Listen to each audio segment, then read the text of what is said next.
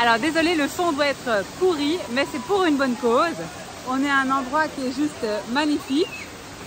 Il y a du monde, certes, mais voilà, c'est super agréable. Et donc je me suis dit, je vous partage ça.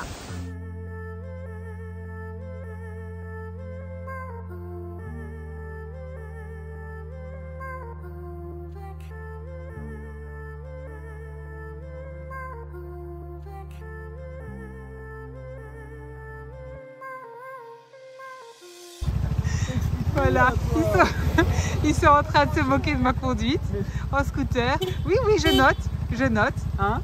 Apparemment, je ne me penche pas sur le tournant. Mais oui, mais toi, tu tournes comme si tu étais en vélo. Mais oui, et excuse-moi, je n'ai jamais eu de cours de... Alors du coup, tu trouves de cours de conduite sur scooter. Hein. Donc, je fais ce que je peux. Regardez-moi ça, cette belle vue. Donc, hein, bon, c'est somptueux. Pour finir la journée, donc on a traversé les petits villages et on est venu jusqu'au ponton et au terminal de ferry pour acheter nos billets. Et puis là, on va profiter du coucher de soleil, je vous montre vite. Bonjour! Salut! C'est qui genre? Jour 2, on a entamé une petite ascension pour aller au point de vue que Christophe et les enfants sont déjà venus voir ensemble quand je bossais. Et donc ils viennent me la montrer. Je vous montre les escaliers, 140 au total. Les enfants sont déjà là en haut. J'ai aperçu Oscar, ça grimpe. Voilà, on a monté les 140 marches. Il y a des petits endroits. Ah, pas encore? Non, c'était 146. Ah, 146. Donc, petite table pour manger, sympa. Quand même. Et donc, elle a la tour. Allez, go!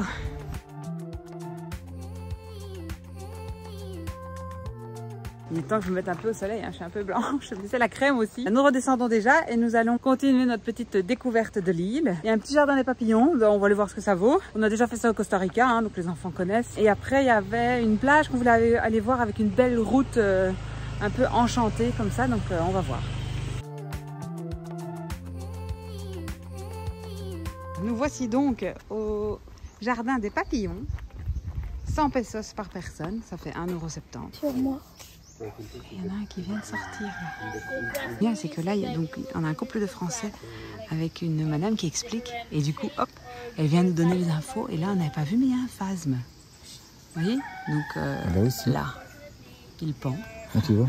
Et c'est là. Ouais, on dirait une branche, c'est incroyable. Impressionnant. Et là au-dessus, donc la partie gauche, je vous montre, là. Et là, il y a une araignée morte. Oh, Une araignée morte. il pendouille. Ah, je suis trop fière. Regardez, je viens de trouver les cocons là. Ah ouais. Et ils sont magnifiques. Qu'est-ce qu'ils vont sortir maintenant? Ils sont magnifiques.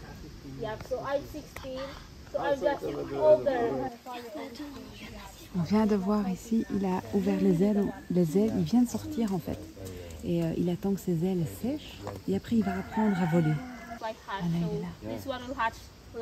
Les papillons pondent le matin. Et donc là, on voit, il y a toute une partie qui se fait manger hein, par les fourmis et la nature. Les œufs se développent, chenille. Puis la chenille mange la feuille sur laquelle elle se trouve.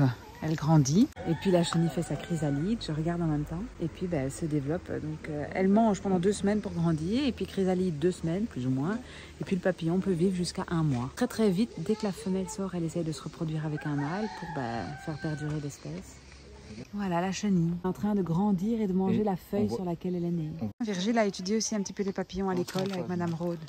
Et donc il dit, le bassin là, c'est peut-être un bassin d'eau avec du sucre pour nourrir les papillons. Ah oui. Le couple de Français nous expliquait que la jeune guide est en fait la fille du fondateur ici qui a créé le jardin des papillons il y a 15 ans et qui les préserve. Et donc c'est vraiment une belle initiative de venir puisque ça soutient mon projet. Et pour le prix, franchement, ça vaut la peine. Donc la jeune fille qui a 15 ans, elle est super gentille, elle nous a donné plein d'informations. Et donc voilà, on partage. Ici, on construit une maison qui aura une très très belle vue. Ici, les routes ne sont pas encore faites. Et je vous montre un petit peu plus loin. Vous voyez, Christophe est arrêté là.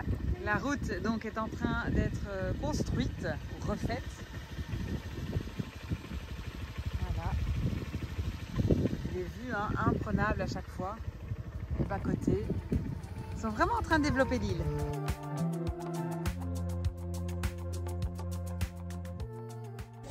On vient de passer notre petite route enchantée, vous l'avez vu.